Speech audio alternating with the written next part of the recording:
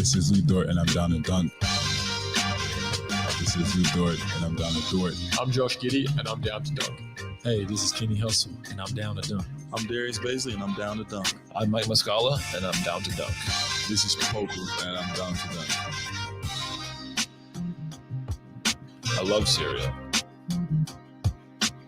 Captain Crunch, Cinnamon Toast Crunch, Cracklin' Oat Bran. Oh, I can have these? I'm going to share with my team, but I'm going to hog most of them. Welcome to Down to Dunk. I'm your host, Andrew Schlecht. We're part of the Athletic Podcast Network. Go to theathletic.com, The Athletic, for 30% off an annual subscription. With me on a Tuesday afternoon, my good friend Alex Spears. Alex, what's up? What's up, Andrew? I just cracked a day beer. Oh, nice. Drinking a day beer. End of the work week, except I have to go in tomorrow morning. But other than that, I'm basically there. So why not celebrate? Nice, man. The Thunder celebrated last night by getting their revenge on the Memphis Grizzlies. The Grizzlies beat them by 73, and they returned the favor last night by beating the Grizzlies by 3. So only 70 points to go, Thunder, to get them back. It was a really fun game after the first quarter. The first quarter was like, is this going to happen again? They were down 28-16. You're like, oh, no. Yeah, it was brutal. And of all people, it was Baze coming off the bench, just bringing some energy. He brought the Hamidou Diallo energy off the bench last night. He was out of control for a lot of the game. In fact, I don't even think he had a good game. I know he put up some stats and 7, 1 assist, 4 blocks, 4 turnovers, but minus 14. Yeah, he was the team worst minus 14. Isn't that wild? But all of that said, he was okay. He was pretty good. But all of that said, they legitimately needed something. Yeah. In that first quarter, and he came in and brought it, and he was gunning, he was running, he was doing everything that Baze does. Mm-hmm. And the blocks he had in this game, I went back and rewatched them. He had 2 on Triple J, one of them blocking a 3-pointer in the corner. Legitimately impressive blocks. I was actually going and looking at his block percentage, because that's the percentage of opponents' shots that one person is responsible for. And so Baze is at 4.4%, which is a career high for him. I was trying to compare him to other players in the league, because I wanted to see where does this stack up? I know he's not the biggest blocks guy in the league, but where does he stack up? Well, apparently there's another stat called percent blocks on NBA.com. And when I looked up that, Miles Turner was 68.5%. I said, this doesn't sound right. That'd be really impressive if he was blocking 68.5% of shots. Turns out that's a different stat. But I did find out there are only 20 players in the league with a block percentage above 4.4. Wow. And he's one of them. And he's basically the same as Clint Capella, if you can believe that. That is very interesting. You just wish that he could do Clint Capella things on offense. Well, yeah, it was. I went back and I was watching his plays, and it does feel like when he just drives in a straight line, it doesn't always work out, but it sometimes works out. When he does something, it sometimes does things. No, but I'm saying when he just when he either gets by his man or he's cutting or whatever, it most of the time works out. When he does anything else, it results in a turnover or just the worst shot you've ever seen. When he tries his spin moves or his Euro steps, we've seen the flashes. Yes, he's made them every once in a while, but it feels 90% of the time it ends up bad. Yeah. That said, we still need the spark, Andrew. Yeah, we need the spark. Yeah. So shout out for the spark. Yeah, there were actually lots of sparks last night. I thought Poku gave them a little spark off the bench. I thought he was actually pretty good. Yeah, he was fine. I mean, he was better than 2 weeks ago. He didn't do anything like this. He rebounded the ball well. He was passing well. He's making good decisions. He's pushing the ball. I thought he played one of his better games. And I know you go and look at the stats and it's 3 points, 5 boards, 2 assists, and a block. All right, whatever. But he played well. He is playing within himself. I mean, you still see the flashes like that. I don't even know what that was when he was like on the far end of the court, like by the opposite corner, and he like fumbled it, but then somehow threw a behind the back pass that ended up in the right place. Yeah, Like that was surprising. That was absurd. Like he still has plays like that, but I do feel like in general, it just feels so muted now. Like I realize he's becoming a better basketball player. Yeah.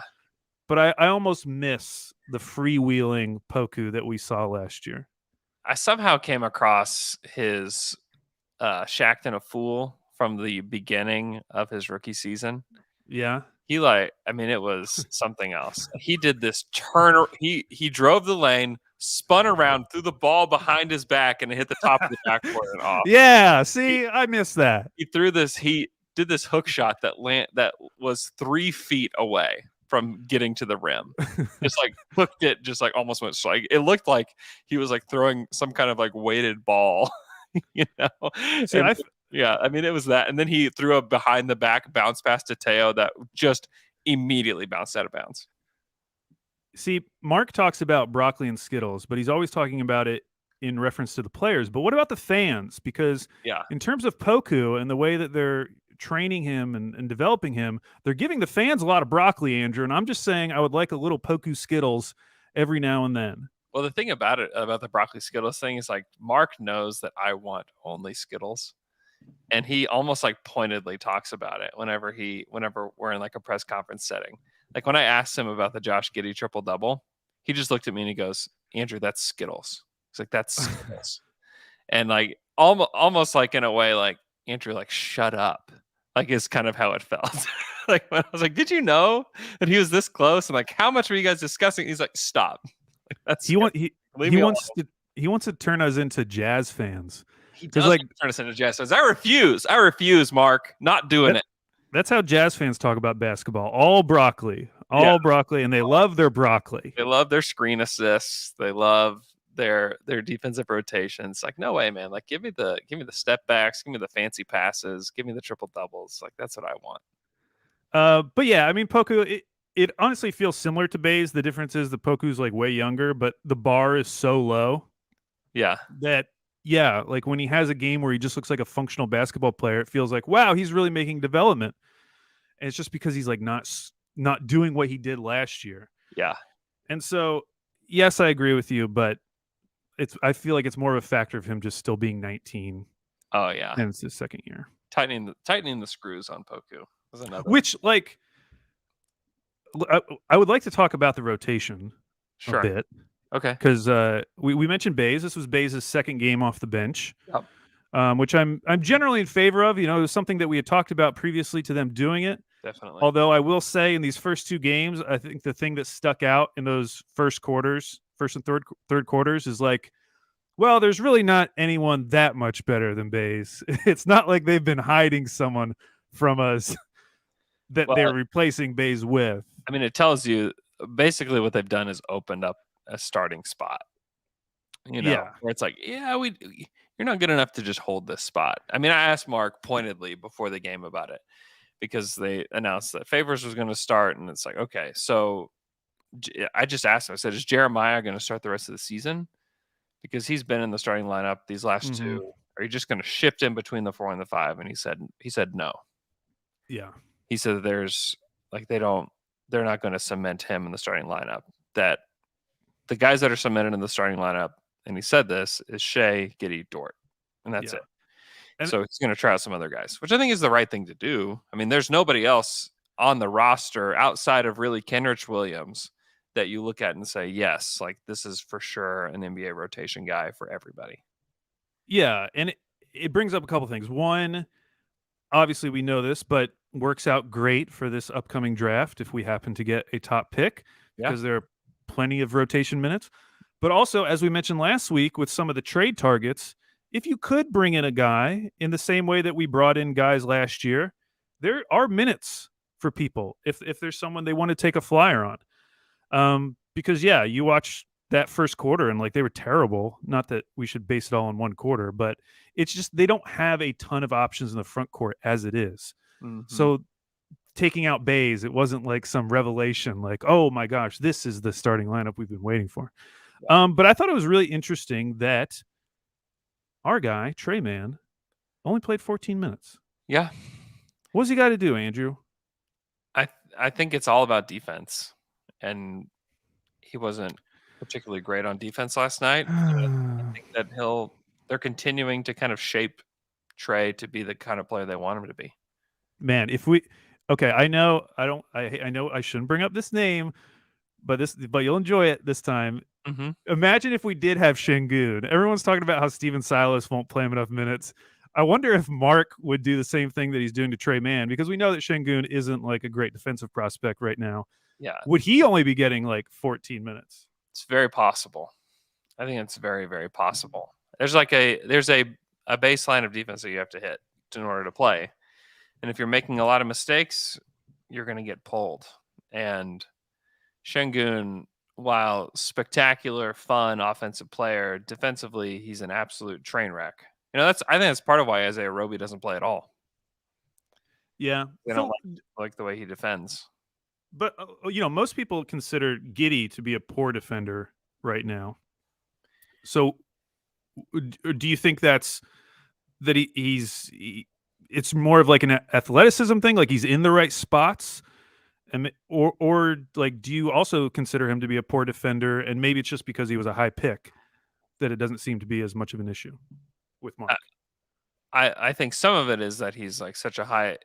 He brings so many other things to the court other than like defending that it's like justifiable. Yeah. And also you're the 6th pick in the draft. we have to know. We have to know. If you're the 16th pick or the 15th pick, all right, whatever. You can, like, the odds that you are going to be an NBA rotation player are low anyways, so you need to prove it to us a little bit more. Yeah. The odds that the 6th pick is going to be in the NBA for a long time are pretty high. And so let's get you as many looks as possible. And I think with some of these other guys like Poku and Trey and guys like that, you're going to have to earn your minutes somehow. Even Jeremiah only played 18 minutes last night. They're not just going to hand minutes to those guys. And to Giddey's credit, like, Giddey was really good last night. Yeah, he was. I mean, I wish he had that scoring night the night before, so we could have locked in the triple-double. 2 more points, man. Just 2 more points. That's all he needed.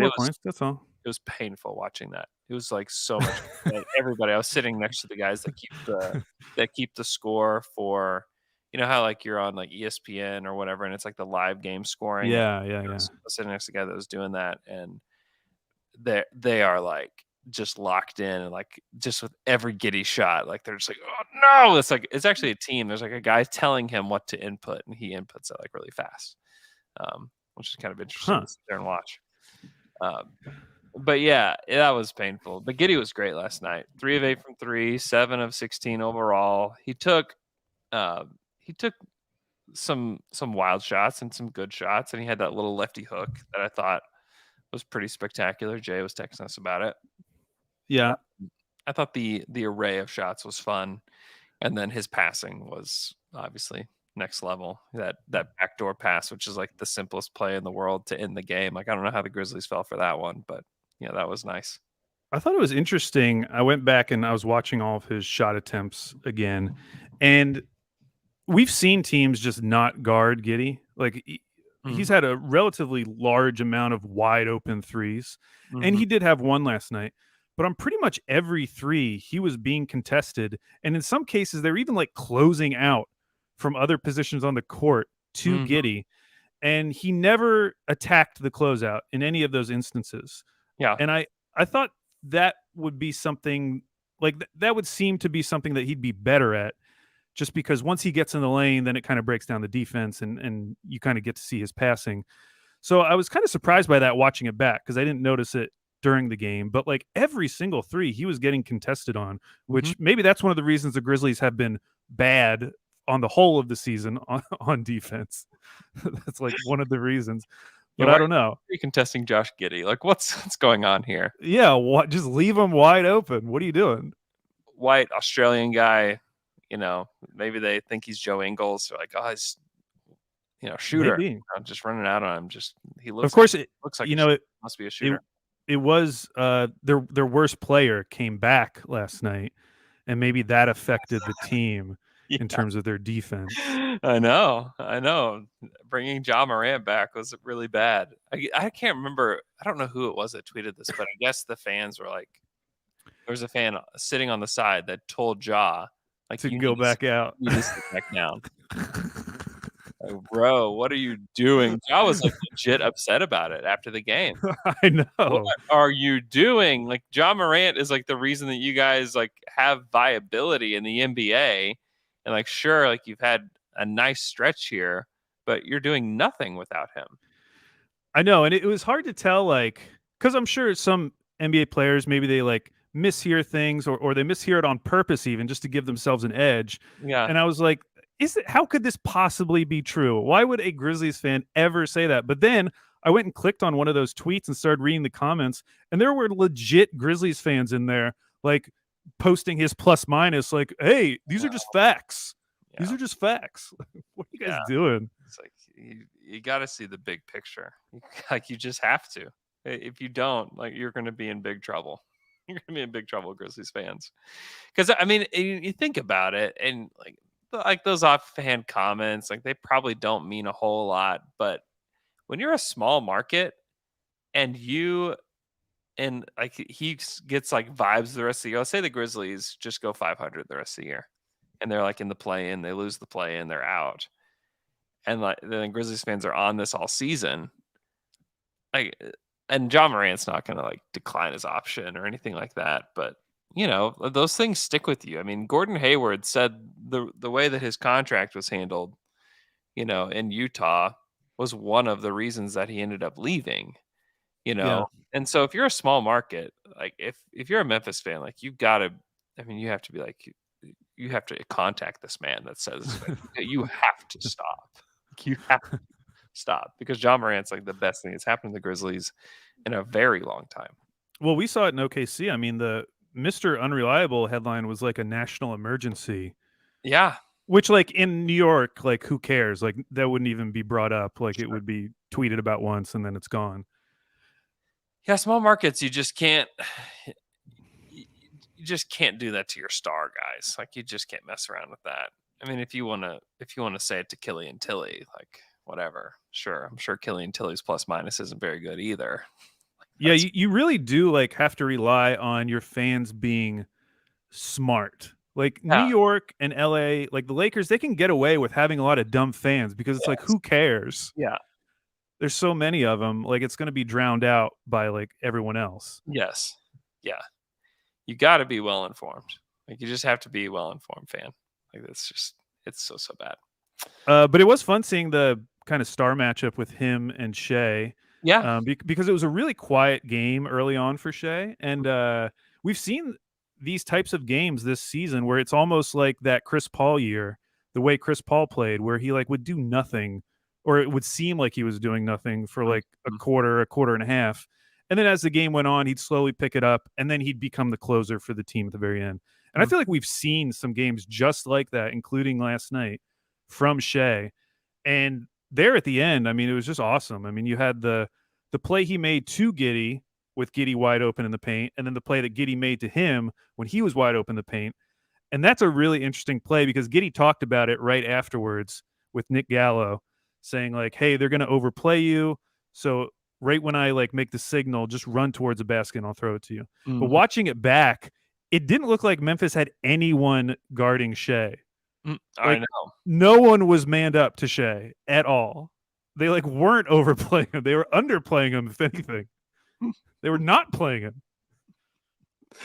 Oh, unbelievable. And it was just such a cool play because, when it comes down to the end of games like that, you rarely see like, oh, wow, just an easy bucket. Like, don't even have to stress about it. Mm-hmm. Yeah. That was really cool. Shai's been awesome. I mean, Shai and Dort, too. The block that Dort had on Ja Morant, I think it was with like a minute left. Like, that was really impressive. That's something remember, Dort's the shortest guy on the team, and he like still like finds ways to make things happen. Like that was a really impressive defensive play. in the clutch, these guys are getting some good action. Like, it's really fun to watch them play because they're always doing something. Like Dort's always doing something. Shai's scoring. I mean, they're getting good reps here, and they're winning games. And you don't want to see them win too many more games, but it's if you just watch this team all year and they're like they win 7 games or something, like it's pure misery. Like, this team is not miserable to watch. They're actually, whenever they're full squad, are pretty fun to watch. Dort is like the ideal Portland Trailblazer because he's 6'3", but he can defend. They should be going all out to try to get Dort. They should do a CJ McCollum for Dort trade. That's what they should be offering. They should. Yeah. Okay. Let's kind of go down the way you were just talking about, which is this team too good to tank, Andrew? Because last night, Mike Muscala gets 15 minutes, which honestly doesn't seem like a lot, but he's plus 17 I know. in those minutes. And then Kenrich, of course, gets his normal like 23 minutes, and he was a plus 3. So those guys in those, whatever it is, that's 38 minutes. They're a plus 20 in a 3-point game. Pretty incredible. We talked earlier that I would love to see a little bit more Trey Mann, that maybe there's someone out there somewhere that we could bring in to get some front court minutes. Do you think this continues, that they continue to play Muscala, giving him 10 to 15 minutes a night, playing Kenrich about 25 minutes? I don't think so. I don't think this will continue the rest of the season. I don't know when it stops, but I do believe it will stop at some point. You do believe it will stop? Because I looked it up. The standings, they've played 29 games. Mm-hmm. What do you think their record was after 29 games last year? So right now they're 10 and 19. I think they were like 11 or 12, right? Yeah, they were 12 and 17. Yeah. So they're 2 games off of that pace, which we were freaking out about that last year. Yeah. And we're close to that now. There seems to be an obvious, I mean, I don't want to blow up McKelly's spot, but first thing he texted us after the game last night, Kenrich, too good. He's too good. He's too good. He's a plus 19.4 on the season. Wow. When he plays, 19 points better. That's what the Thunder are. I was talking to Joe Masato earlier today, and I'm not going to give his full reasoning, but he does. Go listen to the OKC Dream Team because his stuff is really good. He thinks he's going to get traded. Really? Mm-hmm. Which I was like one of the first people I've ever heard like feel like pretty confident about saying that. So, yeah, I have no sourcing on any of it. I don't really want him to get traded, but it would definitely help quite a bit. I mean, just here's the numbers.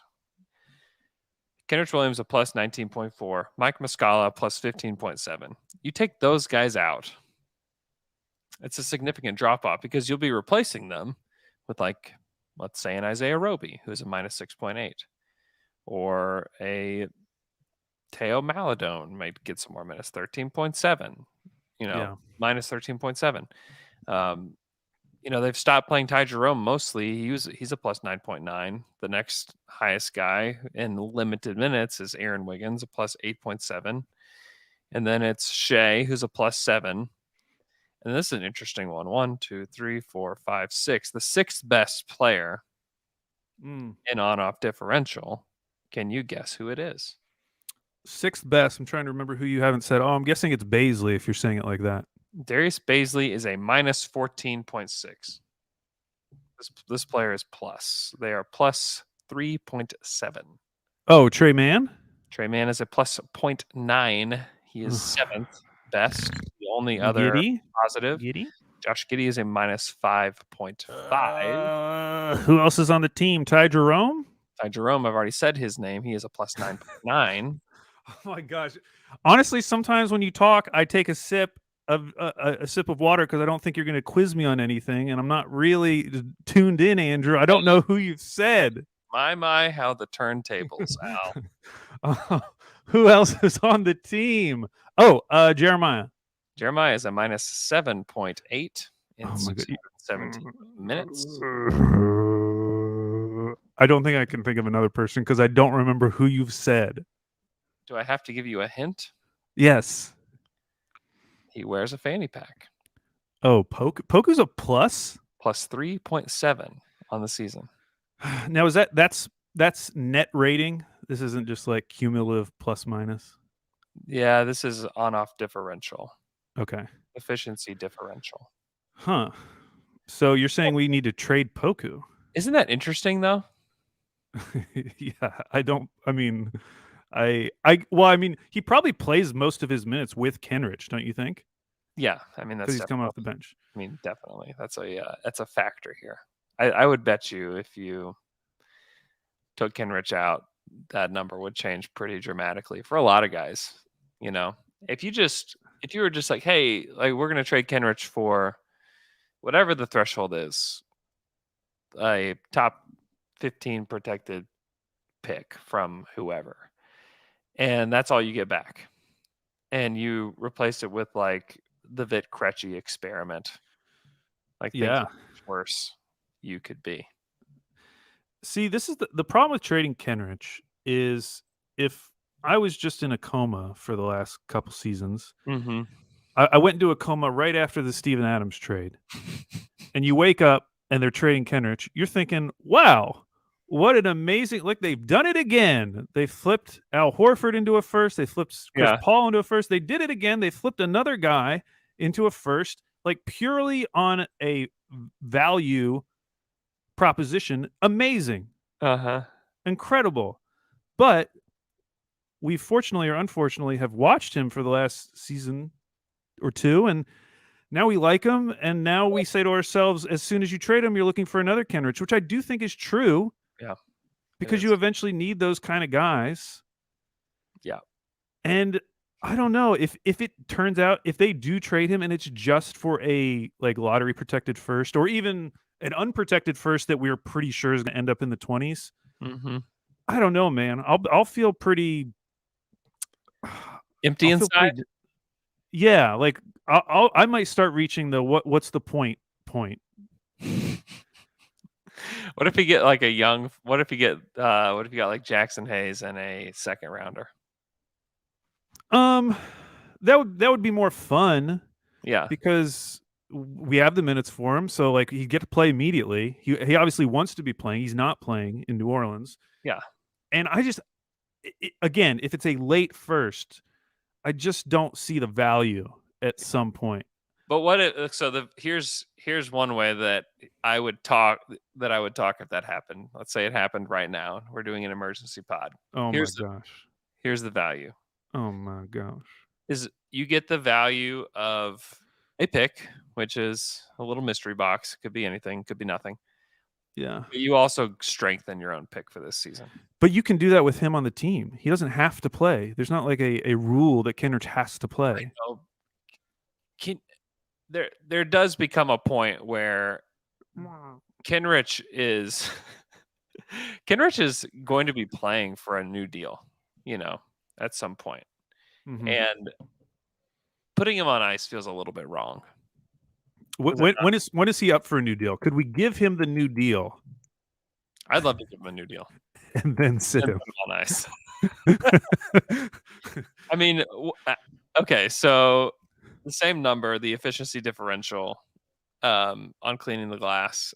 What do you think the lineup of Shai, Dort, Giddey, Kenrich, Muscala is on the season? In terms of like plus, like a net rating? Mm-hmm. Maybe like a +5. Plus 22.9. Wow. They're dominant. Points per possession, 131 points per 100 possessions. Defensively, hold up. Why are you not doing it? Okay, there we go. They are 108, which is wonderful.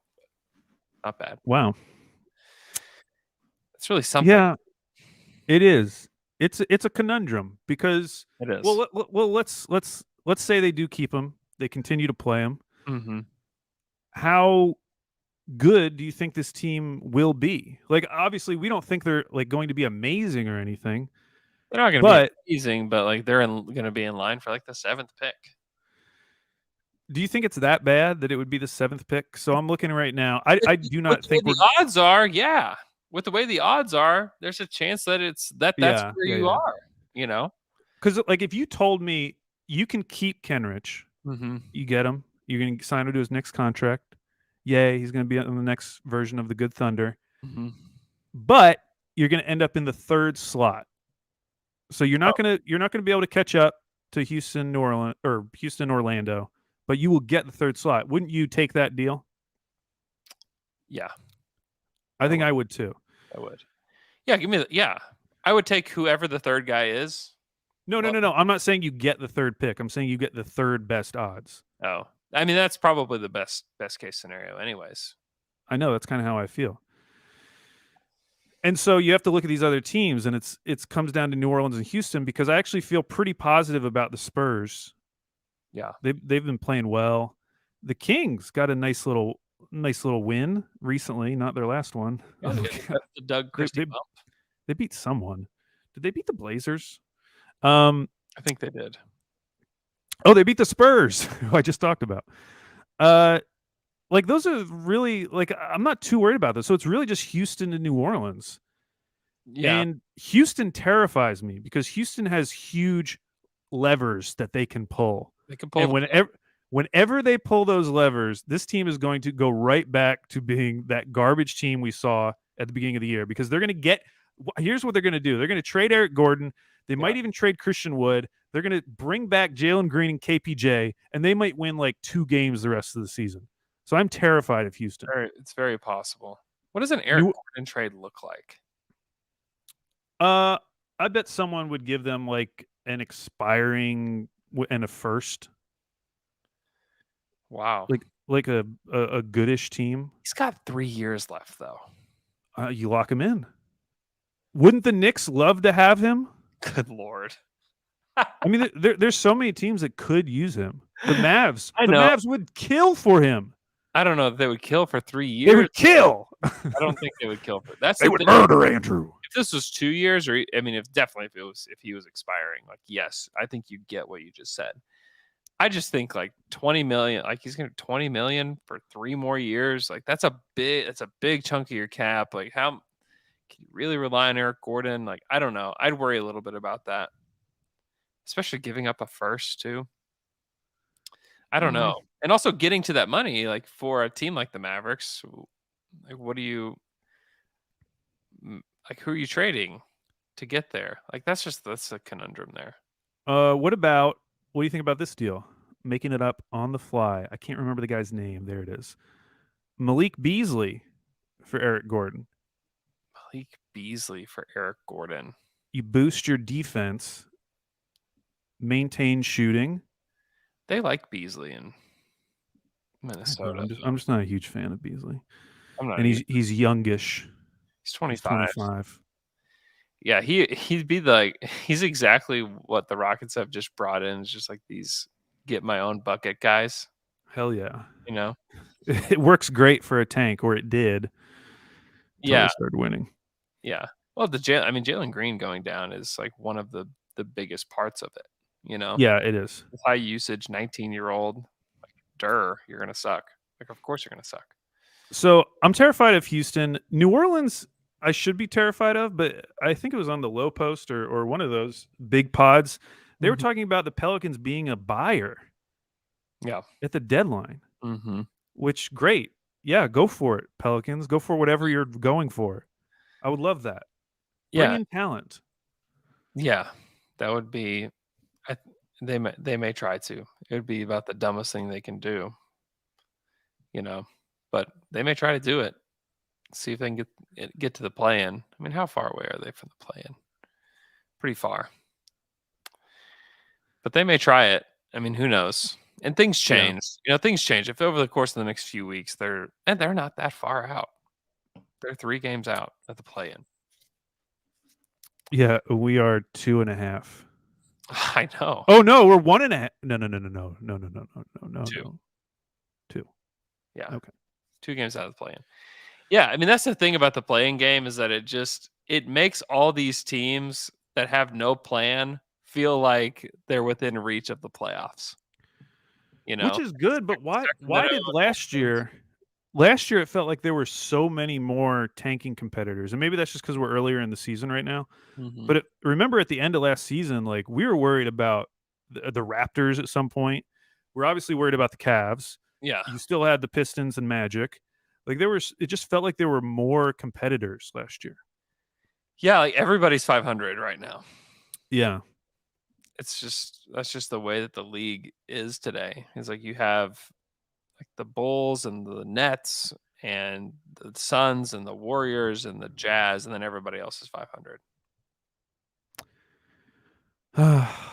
Anyways, all this is to say, I really feel like the Kenrich question is really tough. It's a tough one. I do not envy the Thunder front office trying to make this decision, because I think that I'd love to keep him around. I mean, I felt that way the whole time. I still feel that way. I'd prefer him be here, and then he's one of those guys that I feel like could grow with the team and be the Nick Collison of this next era. You know, for sure. And I'm totally on board with that idea. But then the counter argument is, what have we been talking about like the last 2 years? Like the primary goal is to get a top pick. Yeah. It should be the number one priority. Like Kenrich being on this team in the future may or may not, actually it won't decide whether they win a championship or not. It won't. No, it would be what we'll decide is if they hit on their draft picks. Like right. It would be lovely to have a great star in this draft plus Kenrich in the future. Yeah. But the star is what is ultimately going to me. We do. We want it all. And so it would be really hard if they kept Kenrich. Yeah. And they end up with like the 5th best odds. And maybe they fall again. They fall to 6 even. And now you've gone through 2 years where you have not landed a top 5 pick, even though we all believe that the franchise stated goal is to acquire top end talent, and we all know how to do that. So it would be tough. Yeah. Hard pill to swallow. It's a tough pill to swallow. Big old horse pill. Yep. And on the other end of that, if we want to take a break from the Thunder for a second, is the Clippers. Yeah, let's take not only a break from the Thunder, but let's take a quick break for some ads. All right, we're back from that quick break. Yeah, listen, popping into the conversation here. Wants to give me the top 10 players in the league, mostly come from the top 5 picks. We don't need it, but we need it. Is so right. Like it's true, and guess what? All those guys were available at the number 1 pick.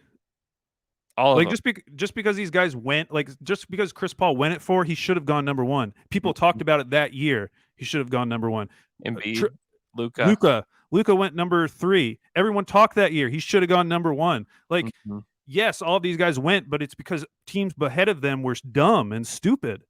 And you can't bank on that. You can't bank on stupidity. You want to give yourself the opportunity to take whoever you want. Yeah. Not have to worry about it. I mean, if teams were stupid, like Scotty Barnes would have fell to the Thunder.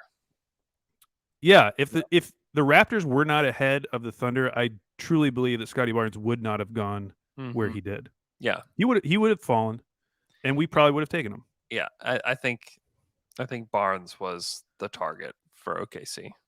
I don't have a source on that or anything, but I do have this belief in my own soul that Scotty Barnes. Ooh, a soul belief. This is a soul belief that Scotty Barnes was the target of a trade if they were trying to swap. They were trying to swap with Toronto, to get up there, not to take my beloved Jalen Suggs, but to take Scotty Barnes.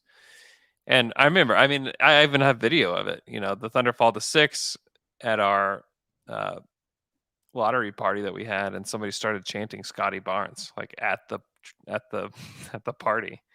Yeah, it's very sad, but to counteract that, I was reading some Memphis tweets yesterday about how one of the people Memphis wanted when they made that trade with the Pelicans to get up to number 10 was Josh Giddey. And then you read the comments, and there's some Grizzlies fans saying, yeah, he would have been great. I really like this guy. Ooh, he looked really good tonight. And that makes you feel good, when other franchises are jealous. Yeah, misery loves company. Like we'd like for the people below us to be miserable that they didn't get our guy. That's right. Okay, so the Clippers have lost 3 in a row. It's great. They've lost to the Jazz, no big deal. They lost to the Thunder, kind of big deal. Big deal. And they lost to the Spurs. Big deal. And they kind of got destroyed by both the Jazz and the Spurs. Yeah. Those were both 20-plus point losses. Yeah. Well, the Jazz was 19. And PG played against the Spurs too, if you weren't paying attention. Yes. And that was big because Paul George was returning. And now we obviously don't want Paul George to be hurt, but he mentioned afterwards that he's having these elbow issues. Mm-hmm. And he talked about how he took some hits today. He took a couple stingers.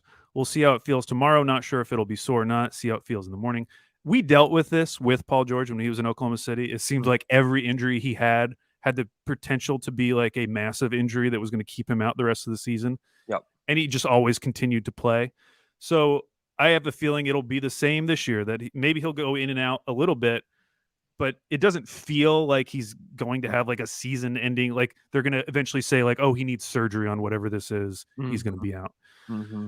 So I don't think that's going to be the thing that sets them back. They do have other injuries though. Like obviously Kawhi, Marcus Morris, big injury.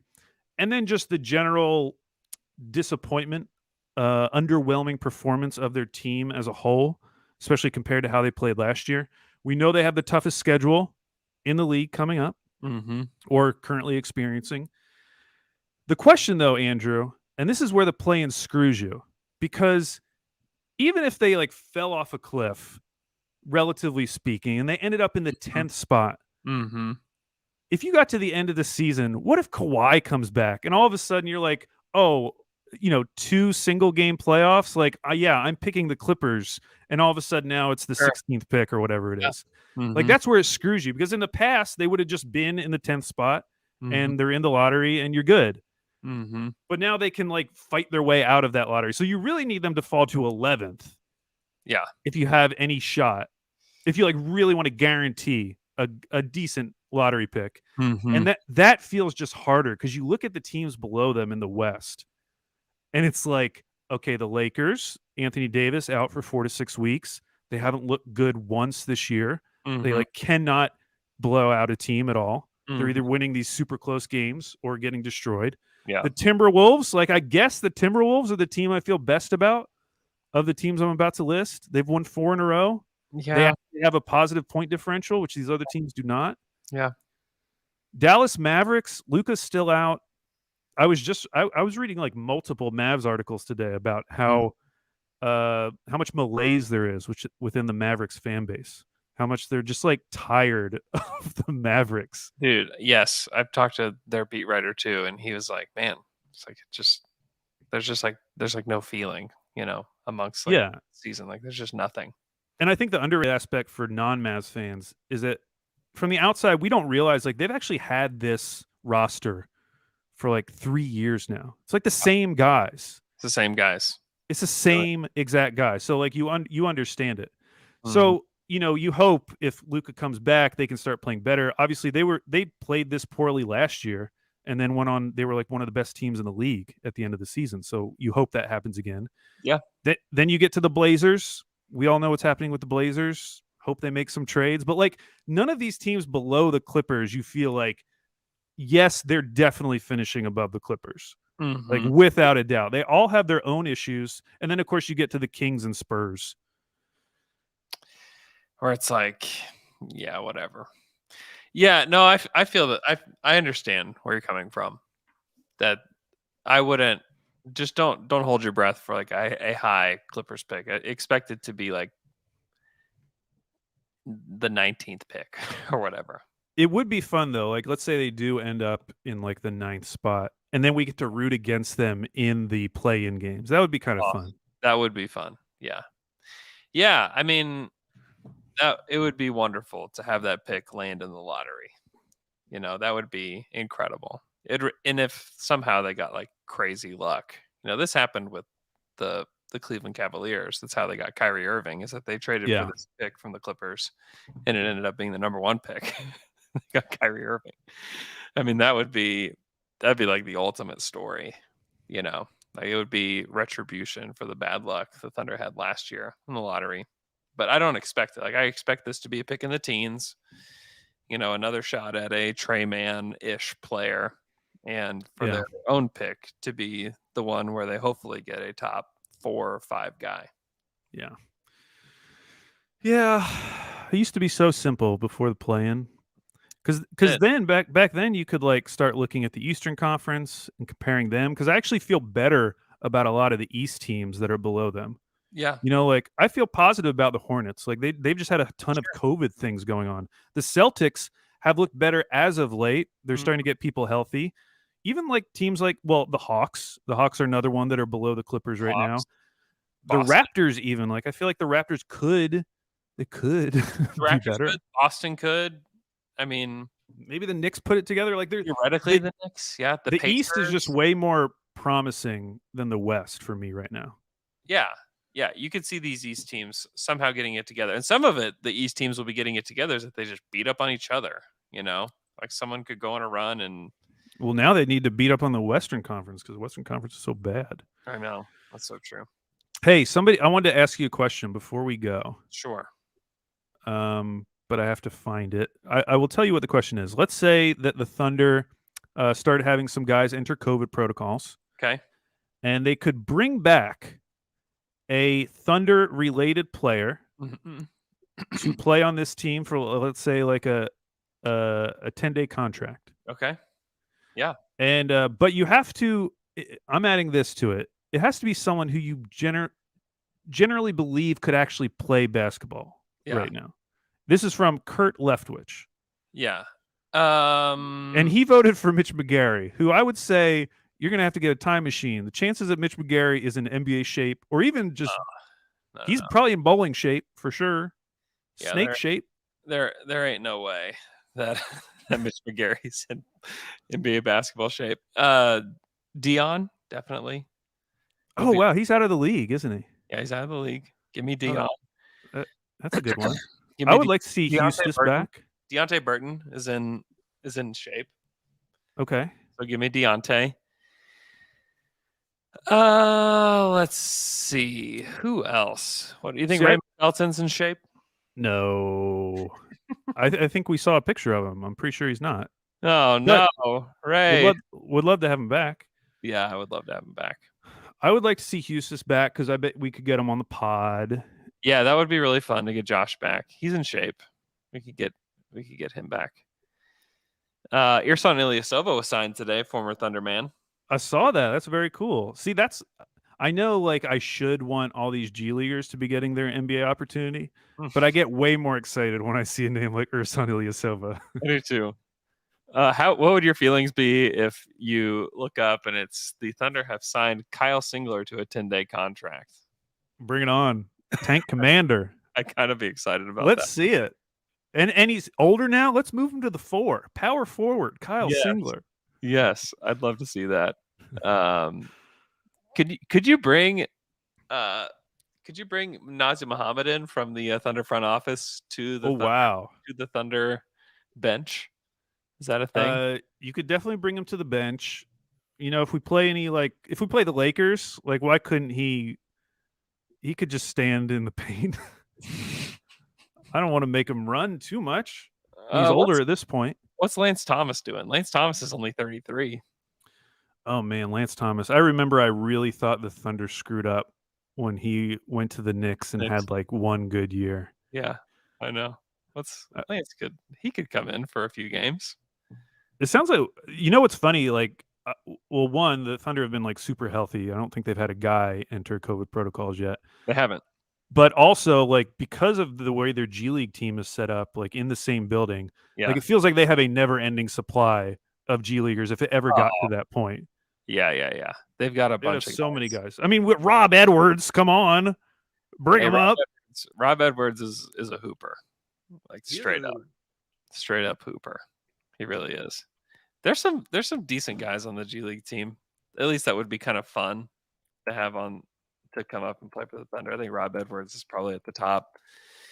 Then like DJ Wilson, like he's not good. he's kind of the obvious one because he's been putting up some stats. He's put up some numbers. He was horrific in the game that I went to. I mean, he was straight really? trash in that game. He was really bad, and he played better. You can't judge these guys off of one game, but they're going to the championship in the Winter Showcase. Yeah, they have a good team. They have a good team. They're well coached. They've been pretty fun. But yeah, there's some other guys that like Melvin Frazier is actually kind of good. He just is a little bit too small. Jalen Horde is on the team. Jalen Horde he's obviously played for the Thunder. Scotty Hobson's another guy. Yeah, see that a lot of names. Let's get Dwight Bikes. Get Dwight Bikes back. I'd love to see Lindy Waters, who played at OSU, just get a chance to wear a Thunder uniform. That would be kind of cool to see.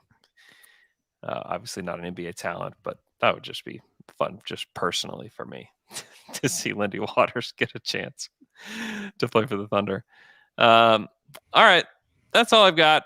I've got to go. We are going to do a Friday podcast, but I think we're going to do it on Thursday morning. So look out for that. Hope you guys have a great rest of your day, and we will talk to you guys again on Thursday.